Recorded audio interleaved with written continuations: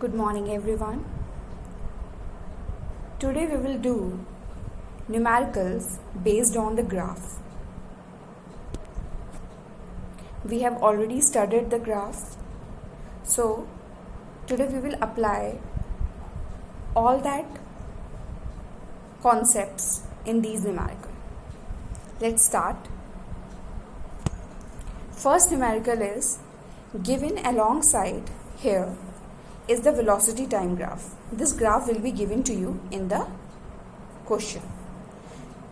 Find velocity of the body at point C. Now from this graph you have to find out all these questions. First they are asking velocity of the body at point C. So we can see first of all this graph is velocity time graph, and at point C the velocity of the body is 40 and this is given in kilometer per hour. So we can say that the velocity of the body at point C is 40 kilometer per hour. Next question, acceleration acting on the body between A to B. What is the value of acceleration between A to B? Now we know that the slope of the graph, the slope of the velocity time graph will give you the value of acceleration. And how can we find out the slope? The formula for finding out the slope is y2 minus y1 upon x2 minus x1. So let's see what are the values. At B point, the value of y2 is, velocity is 40. And at A point, y1, the velocity is 20. So 40 minus 20. At B point, the time is 3 hours. And at A point the time is 0. So 40 minus 20 upon 3 minus 0 is equals to 20 upon 3, and when you will divide it, this will comes out to be 6.6 kilometer per hour square. Always remember the slope of the graph, which can be found out by y2 minus y1 upon x2 minus x1, will give you the value of acceleration if it is velocity time graph.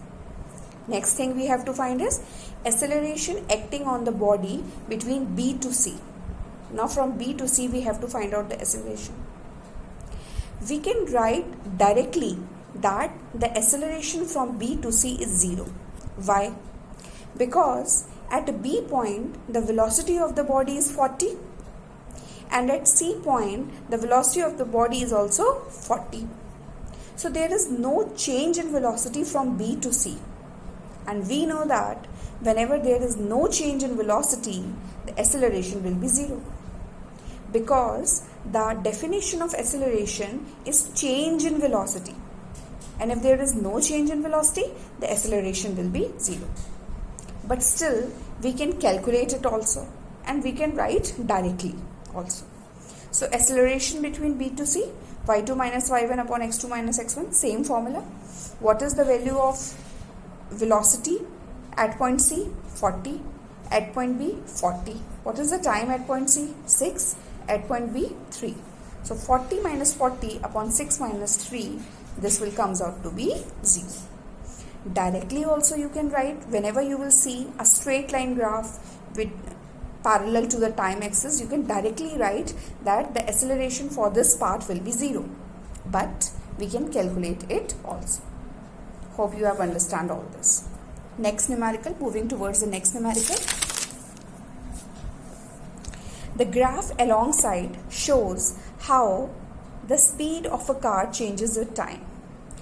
Side में बना हुआ graph show कर रहा है कि speed की value time के साथ कैसे कैसे चेंज हो रही है. Now some of the questions are being asked with this graph. इस ग्राफ से कुछ questions पूछे जा रहे हैं. Let's see. What is the initial speed of the car? So we can see from this graph that the body has started from A. The body has not started from origin. यहाँ पर body ने origin से start नहीं किया. It has started its journey from point A. And at A point, the speed is 10 kilometers per hour. So, what is the initial speed of the car? 10 kilometer per hour. Next question, what is the maximum speed attained by the car? Now see, let's see from graph. The maximum speed attained by the car is 35 km per hour. This is the maximum speed which is attained by the body. So at point B or at point C, the maximum speed which is calculated is 35 km per hour. Next, which part of the graph show zero acceleration? Now, in the first numerical we have discussed, the graph which is parallel to the time axis will give you the value of zero acceleration. And here, parallel to time axis is BC. So, BC part will give you zero acceleration. Next, which part of the graph show varying retardation? Now, let's recall the graph which is sloping down, जो नीचे की तरफ जा रहा होता है, wherever the velocity is decreasing will give you the value of retardation. And here it is CD, the velocity is decreasing in the CD part. At point C, the speed is 35, and at point B, D, the speed is 0. So here the speed is decreasing, and we can say whenever the speed or velocity of the body is decreasing, that is known as retardation. So which part shows varying retardation? Varying means change hota hua. So CD part will give you the value of varying retardation. Now next one, find out the distance traveled from B to C. How much distance will be traveled from B to C?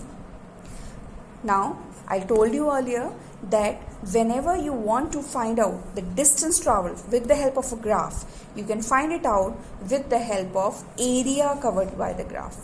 Area covered by the graph will give you the value of distance traveled.